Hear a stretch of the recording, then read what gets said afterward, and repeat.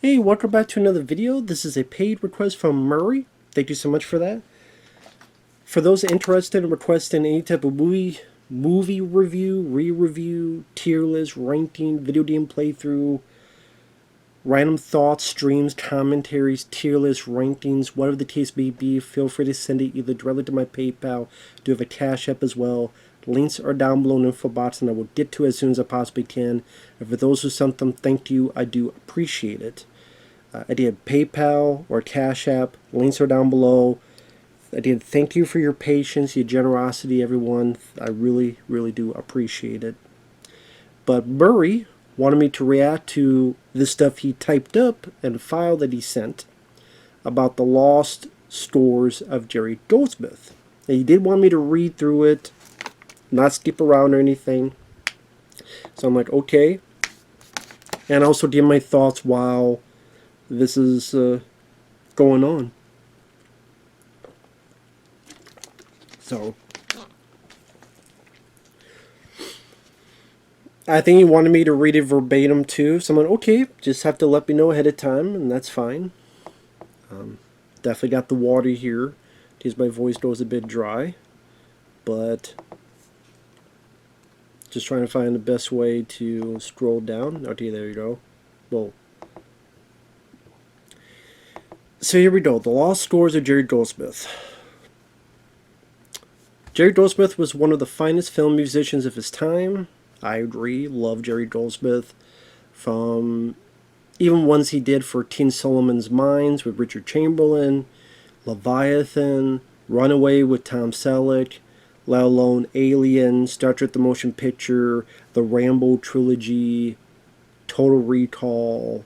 A lot of great stuff he did. Spanning 1957 to 2003 with around 193 scores I counted he did, not even counting some TV show theme credits. He was a great example of a man born into an era of classical music, being an innovator to make way for more modern style music, with younger men like Brian Tyler and Michael Giacchino. I think he did The Batman, which is a really good score. Expressing admiration of Jerry Goldsmith as their idol to base their style off him. He is my personal close second favorite movie composer of all time, but realistically is number one in many ways. For reasons I already described in my top 25 favorite composers list, which I did react to that as well, that is on the channel. So here I decided to highlight 13 of the movies he was going to compose, but did not get to do it for a variety of different reasons. There are about 49 films according to Jerry Goldsmith online, but about half or more of the films are unfamiliar. I wanted to make a more concise list this time than robust. I think these picks are all pretty interesting, and a glimpse of even more credits that may have made Jerry Goldsmith be remembered even more by modern music fans. You can just say what you think of Jerry Goldsmith, what he should have, or glad he did not compose these films. At the end, a bonus will be 3 movies I personally am big on, wishing he composed, with brief comments. Alright. Let me make sure. Okay. Jerry turned down the first Planet of the Apes sequel due to being busy on Patton. While not a good movie, I think Goldsmith would have given a nice score at least. I find it a bit funny Jerry Goldsmith did the first and third Planet of the Apes, but not the second. For franchise consistency, I would have found it cooler if Jerry got to do all 5 of the original films, maybe even the 2001 remake, to show off the difference of his composition experience by the latter half of his talent, compared to 1968 when he was only a decade into his career. I mean, I can understand that with consistency. I mean, I'm not a huge Planet of the Apes guy. I could watch them, but I don't love them. But I could watch the first one. The second one is honestly one of my least favorite entries. In fact, I think that is my least favorite of those 5. I think that the second one is my least favorite because I wasn't big on the lead. At times it felt like the first half felt, I don't know, like it wasn't really doing a whole lot. Then Charlton Heston disappears. Then it like tried to be a retread of the first one, and then you have some of the stuff with the underground And then the ending where the whole world blows up, and I'm like, okay. Just Charlton Heston wanted that because he didn't want any more sequels. Of course, then they were able to do 3 more, so the joke was on him. And a remake. So, yeah. I mean, since I don't like the film, I'm fine with him not doing it.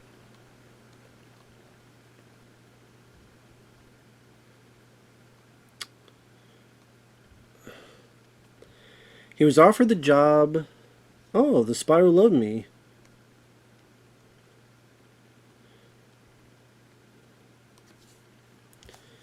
He was offered the job, but presumably the reason Jerry Goldsmith turned it down was because he did not feel he could work with an established franchise. Jerry preferred not to do sequels to films composed by a previous person.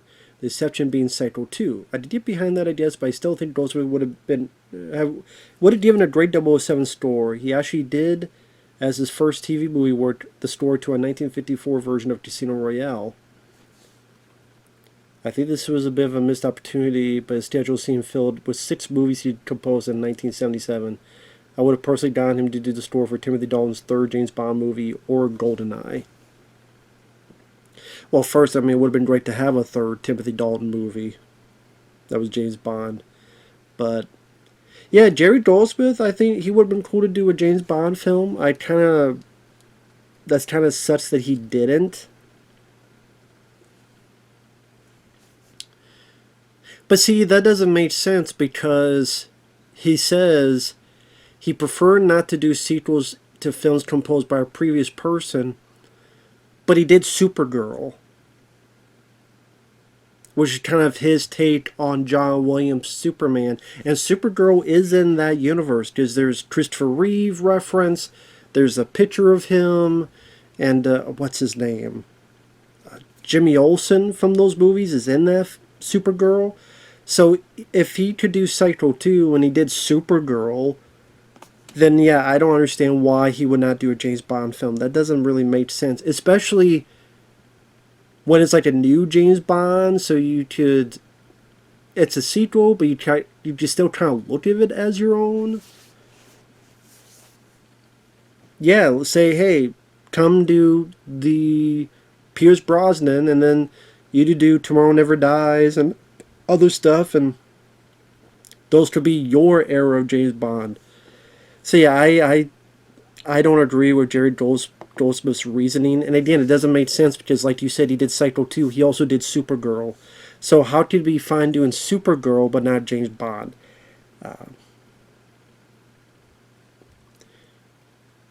You know, Jerry wanted to do Superman for Richard Donner, but apparently was too caught up in other assignments that year to have availability. This one seems like one of the biggest slips since John Williams gave an iconic score lots of people know. I think Jerry Goldsmith would have also given a beautiful score, but it was worth it, given what J.H.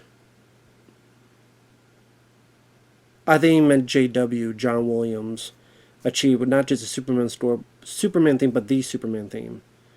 Besides, Goldsmith got to do Supergirl later on to sort of make up for it, and if up to me, Jerry could have done also, if possible, either Superman 2 or 3. Well, I think it worked out at the end because the Superman theme is one of the best themes of all time, hands down. Literally, you can listen to that and just get your adrenaline pumped. The Superman score is one of the best scores of all time.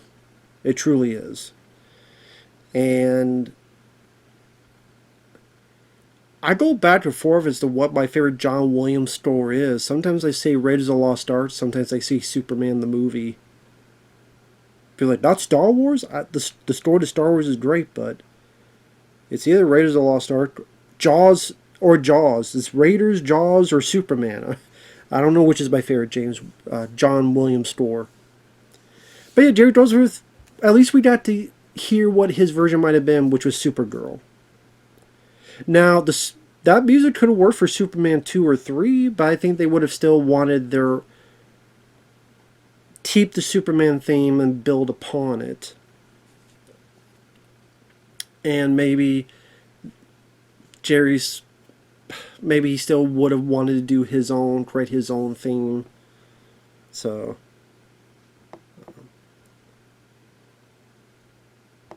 oh wow, The Thing, really. Jared declined working on John Carpenter's The Thing due to being busy working on Poltergeist the same year. Well, that makes sense. Both are 82. Then this is another probably for the best since Ennio Morricone's story was fantastic, but it still would have been cool. My verdict around this is in a better world if Universal let Carpenter do a sequel to The Thing back in the early 2000s. Definitely get Jared Goldsmith to do the score to make up for missing out here. It could have been just as awesome. Well, yeah, I would not have changed the score to The Thing. I think it worked out for the best because it was Ennio Morricone, but he had that John Carpenter flavor. I don't know if Jerry Goldsmith, the score, would have had that bum bum bum bum bum bum. Just nothing about Jerry Goldsmith seems like it would have ever gone in that direction. By the way, I could kind of now hear what Jerry Goldsmith may have done. This. Because this is The Thing, but underwater. So, if you want an inkling, perhaps, of what his score for The Thing would have been, go with this, which I love this score. This is the Laserdisc. It was a gift sent to me, but I love the score. I love this film, and I love the score to this film. So, granted, that has elements of underwater, because it takes place underwater, so not exactly, but I think there's certain key parts that of horror and monster that could have fit in The Thing.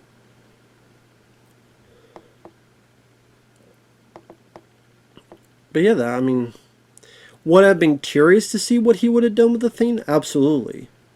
I'm glad with what they got, though. Nobody knows the reason Jared Goldsmith was not able to do The Goonies. The website implies it may have been that he was busy that year in movies like Rambo 2, Explorers, and Ridley Scott's Legend. I'm sure Goldsmith would have given just as fun of a score here as Dave Grusin. My bias, though, would prefer Jerry getting the job, though, but I guess he already got to do that a year. Oh, that year with the kids on an 80s adventure, just with aliens instead of pirates. So, Explorers, yeah. Well, again, with these choices, the scores we got were already, I mean, the James Bond one so far is the one I would like to have seen more so of what Jared Goldsmith would have done. What his take on a James Bond property would have been. That would have been really cool. But The Thing, you got a great score. Superman, you have a great score. This one, it's a great score. I don't know much of what else that composer did. I'd have to look it up, but the score for The Goonies is very good. But yeah, I love his score for Explorers. Honestly, that's one of the few things I liked about that film is the score. And if I'm being honest, I probably like the score to like The Goonies is a much better movie. I like the score. I probably say I like the music in Explorers more. I would say the score is a bit better. So yeah, I think Jared Goldsmith could have done a really good job, and I would have been curious to see. But at the same time, the score we got was really good. But would I have been curious to see what he did? Absolutely. Whoops, I didn't mean to do that.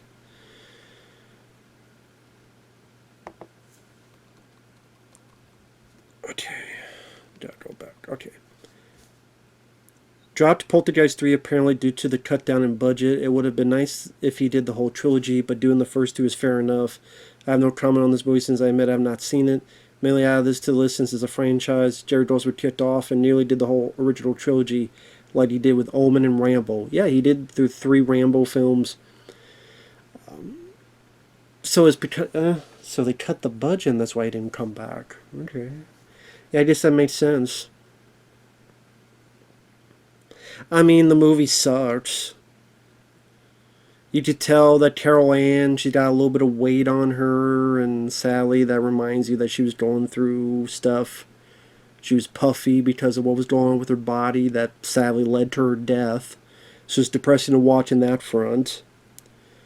Zelda Rubinstein, like some parts of the plot, like she turns bad, and I guess she dies, but then she becomes maybe a ghost, and it deals a lot with mirrors. And Nancy Allen's character is a very unlikable, bitchy person, but then we're supposed to buy that now she cares for Carol Ann, which you don't buy. And I don't see the parents sending Carol Ann away from them and them not being there for her at all. The plot, that plot part of the plot did not make any sense. It was a sequel that wasn't needed. I mean, I like the idea of it being in a high-rise building, but they can never get that right. Like a haunted high-rise building. Evil Dead Rise sucked. Poltergeist 3 sucked. What was it? The guy in the stuff. Michael Moriarty. Dark Tower. That sucked. I don't know why they can never get that right. But again, we just listened to the first two movies to get his score. Was on board but left or was dropped from the job after the change of directors. I do not know which director is alley, but according to Wikipedia, prior candidates were Harold Ramis, Dre Beeman, and Danny DeVito for Super Mario Brothers. The Alan Silvestri story we got was fine, but this definitely would have been very interesting. I think I imagined something very whimsical yet funky, like Gremlins 2, and then heroic bits like Rambo 2 and 3. Yeah, I thought the story was fine in Mario Brothers. I would have been curious what Jared Goldsmith could have brought to it. I will admit, that would have been very intriguing to see what he would have done.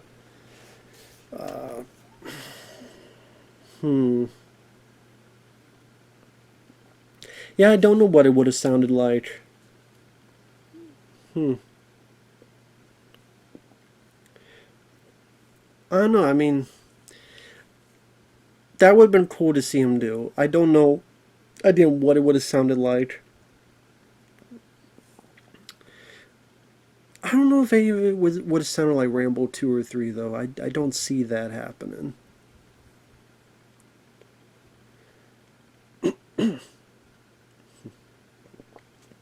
I don't know. I don't know if he would have tried to put like a video game feel to it. Is it based on a video game, or what he would have done to it? I don't know. Oh, whoops. His workload was filled up this year. I would have loved if Jerry Goldsmith approached Judge Dredd, mixing the style of Rambo with Total Recall.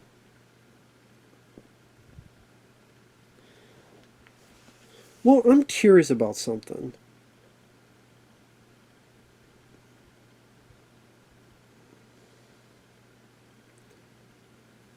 Who did the music for the trailer for Judge Dredd?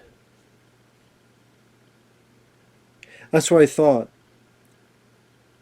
If you listen to the music, okay, I can't play it here because it'll be copyright. But if you watch the trailer to Judge Dredd, in the trailer, Jerry Goldsmith made that for the trailer. That so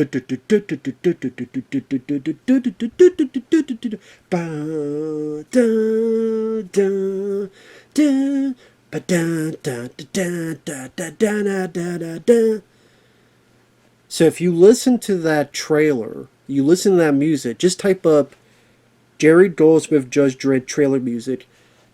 I have a feeling that's what he would have brought to the movie. That tone, that bombastic kind of epic tone, I think he would have brought to the movie. Which is a really good trailer music. It was very good.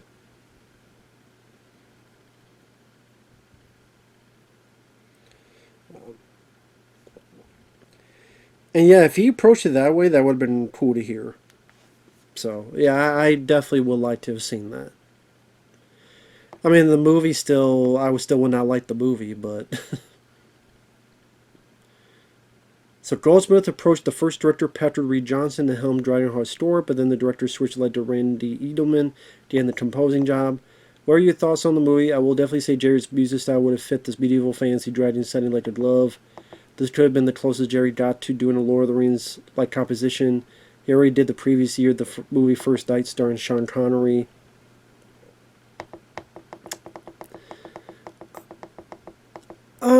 This one, honestly, I'm fine with what we got, because Dryden Heart has a really good score. Which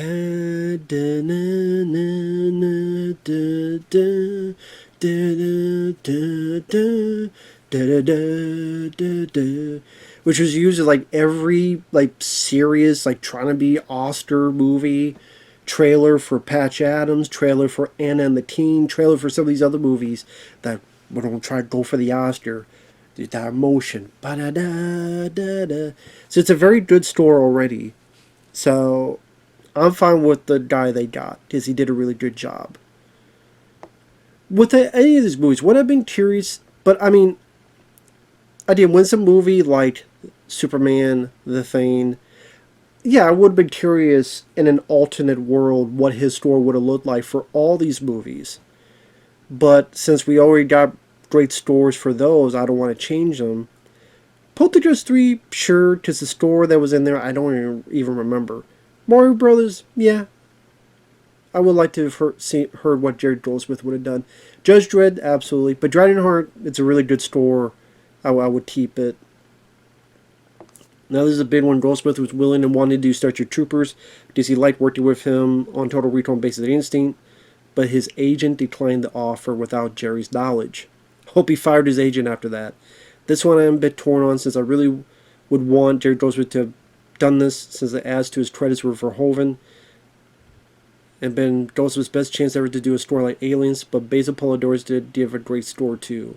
So my headcanon compromise would be if Starship Troopers got a good sequel made with competence, directed by Paul again, released no later than 2002 or 2003, there's not a better choice than to let Goldsmith get that job to have truly badass work to go out on. Yeah, the score for Starship Troopers is very good, Basil Polidorus, so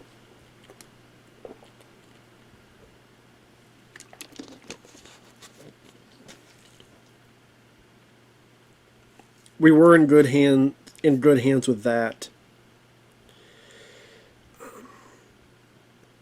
Yeah, I mean, yeah, if there was a good sequel, then sure, Jared Goldsmith could do that. But yeah, the score we got by Basil Polidorus is very solid. Was too busy this year doing Mulan, Star Trek Insurrection, U.S. Marshals, and Small Soldiers. Not really big on this movie, but do believe good old Jerry would have given a memorable score for the film at least. Yeah, Lost in Space sucks. For some reason, it got a fucking Arrow Video 4K.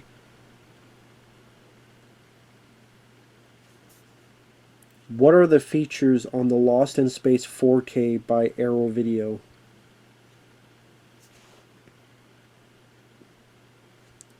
I love having to do that because I hate typing the shit out. And it reminds me of Star Trek.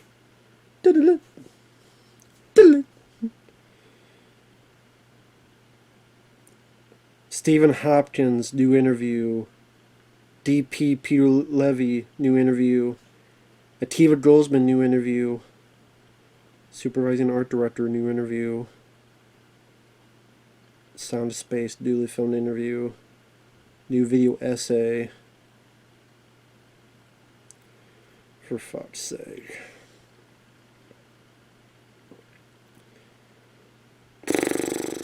Fuck. That movie sucks. Lost in Space sucks. I mean, Jerry Goldsmith at least could have created maybe a competent, good score to listen to. But it would not have saved the film. I mean, yeah, it maybe could have got a good score out of it at least, but yeah, Lost in Space sucks. The characters are not interesting. The family had like no chemistry with each other. The story sucked. When they were dealing with those spider things, it was kind of fun, but then they land on a planet and things just got bogged down and all this time travel, whatever the fuck shit. Whatever. Apparently turned down the money returns due to his negative experience working on the first film. That's sad to hear, as his movie score was great. According to the website, Stephen Sommers did not communicate enough with Goldsmith on how he wanted the score to be done. And I saw in an interview Jerry makes a big deal of having direct communication with the directors for what they want from him. So unfortunately, I did not see myself making alternate history to say he would be happy to do the sequel unless history could be changed. He had a good experience. I never knew he had a bad experience doing The Mummy, so that's interesting information. And yeah, his score for The Mummy I think is really good, especially when Brendan Fraser is fighting the mummies and rescuing Rachel Weisz. And the do do do do do do do do do do do do.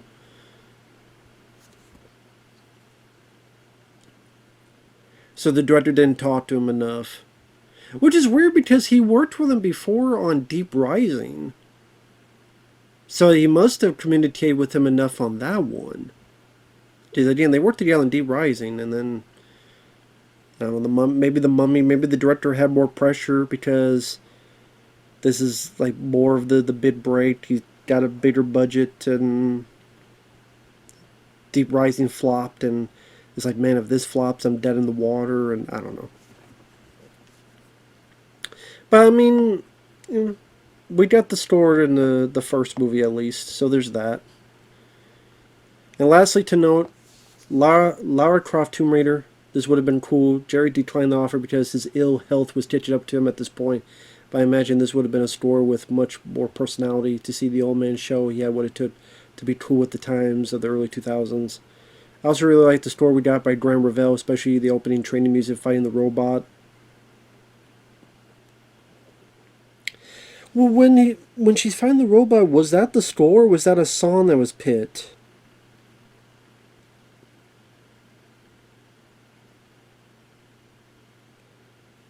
What song plays when Lara Croft is fighting the robot in the first Tomb Raider movie?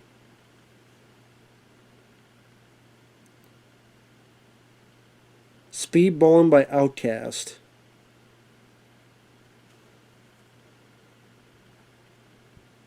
Yeah, that might. I mean, so that might not have been Graham Revell. It might have been that song. To be honest, I haven't seen that film in forever. I do remember liking it, but he may be talking about a different piece of the music. But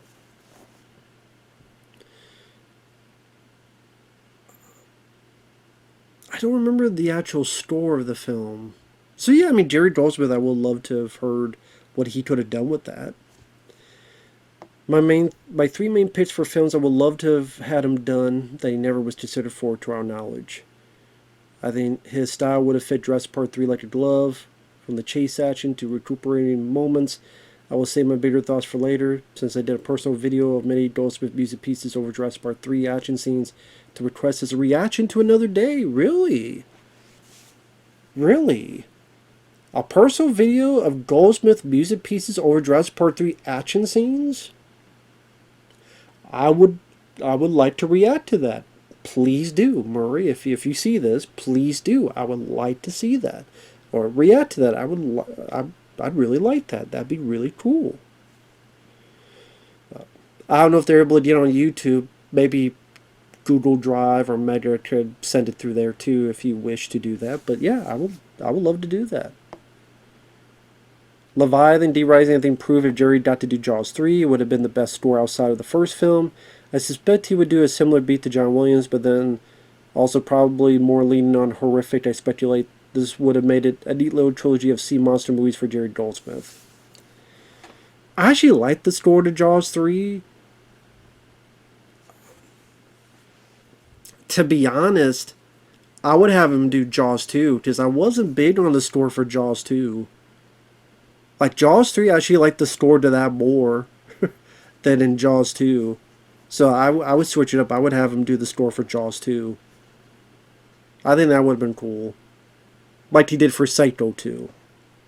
Even though he says he doesn't do that, but he did it for Psycho 2, he did it for Supergirl, so. And lastly, if we got a good third Predator movie, anywhere from the 90s to 2000s, that served as a... served as a prequel to the first two Predator films with the origin of Greyback Predator at the end of Predator 2 and the pistol gift. Jerry Goldsmith would have been a solid choice because he would, with the 18th century setting, a score and essence of Alan Silvestri, but more old school, and just be fun to say Jerry did both an Alien and a Predator movie. I agree with Jerry Goldsmith doing a Predator film. I would not have made it a prequel. That's just me. I'm not big on prequels. Prequels are not really my cup of tea, because I don't think there's been a lot of good prequels. But, him doing a Predator movie would have been cool. And then his personal top 10 favorite scores, honorable mentions: Secret of Nim, Outland, The Burbs, The Omen, and Teen Solomon's Mines. Number 10, Leviathan. Number 9, Rambo. Okay, I don't know, that's, I guess, Rambo 2. Number 8, Total Recall. Number 7, Star Trek the Motion Picture. Number 6, Alien. Number 5, Deep Rising. Number 4, The Mummy. Number 3, Star Trek First Contact. Number 2, Star Trek Nemesis. And number 1, Mulan. Very cool. I mean, what would my top 10 be? That'd be tough. A list of Jerry Goldsmith stores.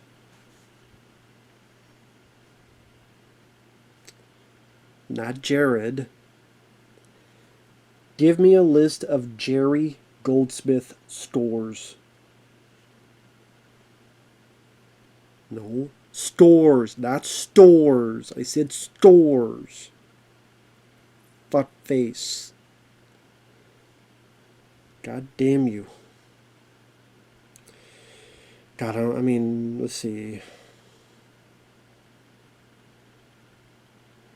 God, that'd be tough. I mean, music-wise, First Blood, Rambo 2 would be in there. If it's a top 10, Rambo 3 would be in there, but the first two I like more. Leviathan would be in there. Runaway would be in there. Star Trek the Motion Picture would be in there. That's already 6.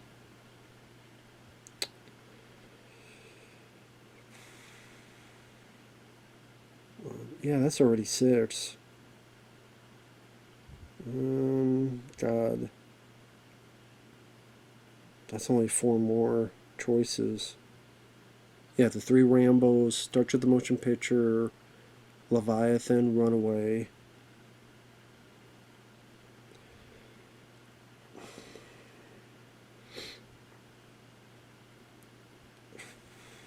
God. Maybe The Mummy. Teen Solomon's Mines I would have to put on there somewhere. So that's 7.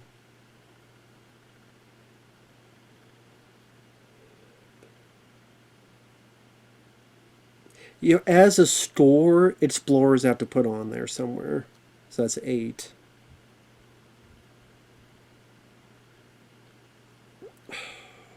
I gotta put Alien on there somewhere because that's a wonderful store. That's 9. And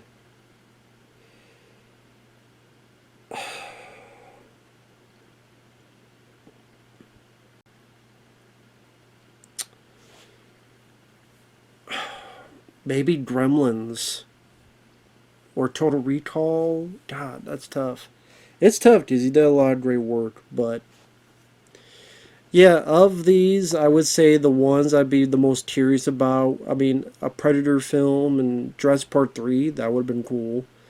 Judge Dredd, Super Mario Brothers, a James Bond film, I definitely would have seen that. Yeah, in alternate universe, I would have been curious to see his take on The Thing or his take on, you know, the Goonies and stuff, sure. But at least we got a good story with those films. But yeah, his take on Jaws, his take... Maybe Leviathan would be more of like his take on Jaws. But yeah, very cool. Very cool list, to be sure. You obviously put a lot of work into this, so thank you so much, man. I'll stop this now to make sure it's saved. But thank you, Murray. Thank you for your kindness. A lot of cool work you put into this. Yeah, Lost in Space, at least it would have made a competent store. I would say Mario Brothers, Judge Dredd, the ones that stores I don't remember a whole lot about. I would have been very curious to see what he would have done with them. Because, I mean, in all technicality, all of them, I would have been curious to see what Jerry would have done. But, would I have been curious to see what his take on the Thane would have been, or James Bond? Yes. But sadly, that's not the case. But may he rest in peace. Great composer. Just great all around. Master at his craft. And greatly missed. He's up there for me. I mean, I go back and forth between him and John Carpenter as my favorite composers. Where I just look at their collective work and go, I really love a lot of their stuff. And a lot of their stuff just holds up to this day. So with that said, thanks for watching. Take care. Thanks once again, Murray. And we'll see you guys later. Bye-bye for now.